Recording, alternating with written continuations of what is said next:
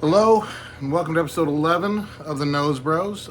First off, thank you to all the people that have subscribed and watched videos and left comments and stuff. It's awesome. Secondly, it's more of a housekeeping thing. I'm cleaning up the basement, just organizing it. It's kind of a bucket list thing. It's the reason that I've lived this long, is just so I could finally put all this stuff in its place. So the next time I make a video, there won't be a wreath and some boxes behind me. There won't be this water jug next to me. This will all be cleaned up. Or it could just be moved just out of sight. You'll never know.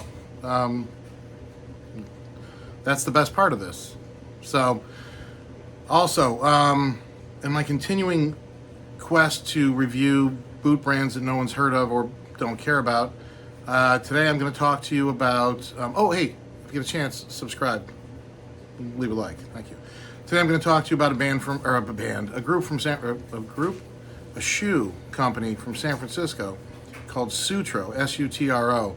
What I like about them, what I don't like about them, are they worth it, what's good, what's bad, etc. They've been around for about 35 years, but I believe in 2021 they were purchased by a company called Open Shop. And I really think Sutro is one of those companies that suffered a lot in the pandemic. They used to have 5 or 6 models of boots. And then during the pandemic, they really just sold everything to keep revenue coming in, I'm guessing. And then they cut back on their models. And then a year and a half ago, they had all these new models that were coming out. They had little samples of them. And I was like, oh, crap, some of these actually look nice. And then they took all those off the website because they don't need them because they're not making them now. So now they just have, I believe, 3 models available for purchase for men and women. So we're going to talk about it and what I like, what I don't like. First off, we're going to talk about the boot. It's their main boot, which is the Alder Vibram. It's their main boot, and as you can see, the leather looks kind of yoked. It's a little jacked up. It is vegetable tanned leather, and this is their honey colorway. As you can see, it looks sort of patinaed already, and I'm going to go into the whole thing about the boots themselves, but I just want to explain.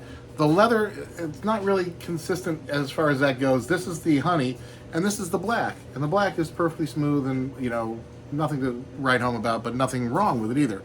So, this is their flagship boot, the Alder Vibram. I'm going to go through this, and let's see how it goes. It has a 360-degree Goodyear welt, though I can only see the welt going to 270 degrees, so I'm not really sure about it, but it does jut out, so maybe it's wedged under here somewhere. A fairly substantial heel counter. It is a cap toe, but it's the weirdest cap toe I've ever seen. That cap toe is way up here. As you can see, most of them are down here. So this is kind of a lot. Now, it does look like it might actually be a second layer of leather because it is elevated above the rest of the boot. So it might be an actual functional cap toe, which would be neat. The boots themselves, it's a leather outsole with a Vibram half thing here. And it's got the little stamped Sutro, San Francisco handcrafted Goodyear welt, etc. Things that are weird about it. Well, first of all, there's no gusset, which is not weird or anything, but this isn't really a work boot. 4 eyelets and then nothing, but it keeps having leather. So you can't tighten that leather down, but they helped you out by splitting it in the back like Peter Pan did with his boots. So this is at least sturdy. They said they do this to increase ankle mobility, which I also think would have been increased just by cutting the boot right here across this seam and just leaving the eyelets where they were and not having this extra stuff. But maybe that's because they made the tongue so damn long that they needed that extra leather. I don't know. Whoever designed this has probably got a degree in fine arts, fashion design from the Fashion Institute of Technology or something like that, and knows a lot more than me because I'm just a big oaf. The boots themselves are a little narrow through the waist here, as you can see. I had to stretch them out. I used shoe stretchers to make these fit, but they fit okay now. The inside is lined, and I thought, oh, look at that, nice leather insole, but I was mistaken. It is a foam insert. Underneath that foam insert is something very hard, and then the outsole. You see the nails in there holding this to the heel, so you can see where everything. You see the wheeling on that and the stitching stuff. So it's everything is pretty much very basic in this boot. I had to stretch it out to make it fit properly. They list for $265. Good news is I bought them for $89. They were on sale. And so I ended up buying 2 pairs. In fact, I bought 2 pairs of all of these because they were on sale. And in retrospect, I'll tell you if that was a good idea or not. These are size 14s, and they have a D width. They only come in D widths or medium widths. They don't have options for E's. This is their Blake boot. It is their Chelsea, and it's actually pretty roomy in the forefoot, unlike these bad boys. It's comfortable, easy to get on and off, which is kind of an issue for me with Chelsea boots because I have one ankle that was fused from an incident while I was in the Army. They had to fuse my ankle together when I shattered it. So my left foot doesn't actually go up and down like this anymore. So getting Chelsea's on is usually a task, but these actually slide right on. So, and I was like, that's awesome. And now I know why. I mean, I knew why pretty quickly thereafter. So these are the 14 Chelsea. These are the 14 Alders. They're lined up right together. See a problem there? Yeah. These are a full size and a half bigger. That says they do run large. So that's not a joke. They do run large. I don't know how much it's going to affect the width here to get a size smaller though. So I like being able to comfortably wear them. The thing with these is they have the same setup on the inside. As I'm trying to pop out the insert here, but my big meaty hands get in the way. There's the insert, and then you have the leather with the nails in it, and then you have the outsole. They're okay. I mean, they're comfortable boots. Here's the thing: I've worn these more than I've worn the other one, the Alders. But they're all, the leather's great. It's vegetable tanned leather. And these are all made in Mexico, but the leather's awesome. I'm a big fan of the leather on these boots. Even on these, it grows on you. Believe me, you start to look like it. Pre-patina did all the work for you. Patinas. And this is the Charlton, which is they discontinued it, but I hear it's coming back. I really like it. It's got this. It's obviously a wedge sole boot. Oh, these all have shanks, by the way, just so we're clear. Wedge sole boot, 360-degree Goodyear welt. I really like the contrast with the natural welt against the black leather. So, very nice. This actually looks a lot like the 1,000-mile wedge sole boots, the black ones they have. However, here's 4 eyelets, 3 speed hooks, then an eyelet. And I know that some other people do that, but I've never understood why you put an eyelet after the speed hooks. No one uses it.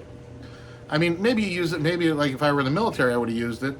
Back when I was in the military to really get a good tight grip on my ankle, but I also wouldn't have wanted 3 friggin' speed hooks in the way either. So just for food for thought. It just seems like excess. Again, solid heel counter, the same thing on the inside, except these, once you pull this out, it goes right to this blue foam pad. So, which they have instead of the, leathery stuff on the other ones. These are comfortable. Again, they're cut narrow in the waist, which if you have a high arch or high instep, I'm not sure which it would be. It's uncomfortable. And you have to stretch them out, which I did. I use shoe stretchers on them, and you can take them to a cobbler for $15, or you can buy shoe stretchers on Amazon for $49 and stretch the shit out of your boots, which that's what I ended up doing. I just stretch my boots out. And lo and behold, I have 6 pairs of Sutros, about one in each color, the brown and the black, because they were $89 when I bought them on sale, and they're comfortable after a little bit of work. And I can do stuff in them. I don't worry about them getting jacked up. Like if I were painting the side of my house, I would probably, I don't actually wear any of these to paint my house, but plus my house has siding. If I were painting outside, I clearly had some sort of medical emergency and lost my mind. But I've done yard work in these, and I do a lot of yard work. I don't do it. I will ride my motorcycle in these. I will, do if I'm going to be out and about and I think they could get messed up, I'll wear these. So, and that's basically the extent of it. These are not like, I wouldn't wear them to work if I worked. I'm retired. and I wouldn't wear them out on a date because I want to look nice. If I dated, but I'm married, so technically my wife and I go on dates, but they usually end badly, with us questioning whether or not we should have ever gotten married. Story for another day.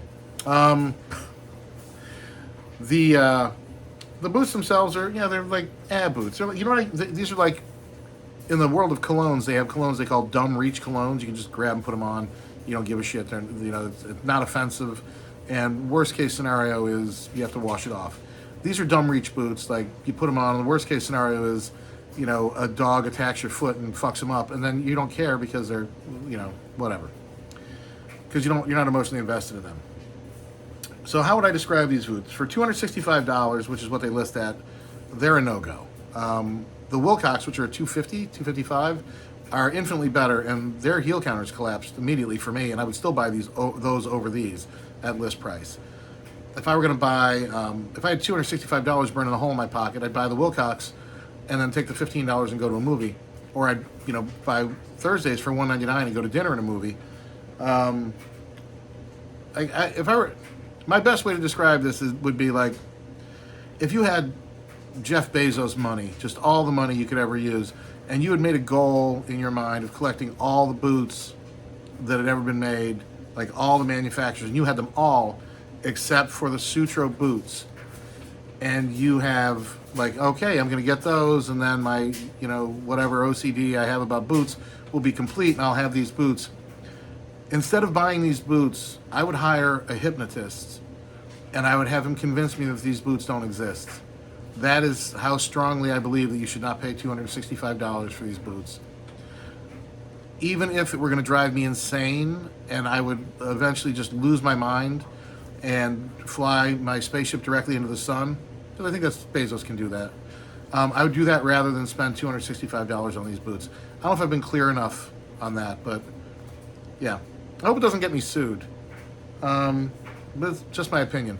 But yeah, these are not great boots. I own 6 pairs of them, and I regret it right now because I realized even at $89 each, I could have bought a pair of Knicks or something, or another pair of Trumans, or whatever.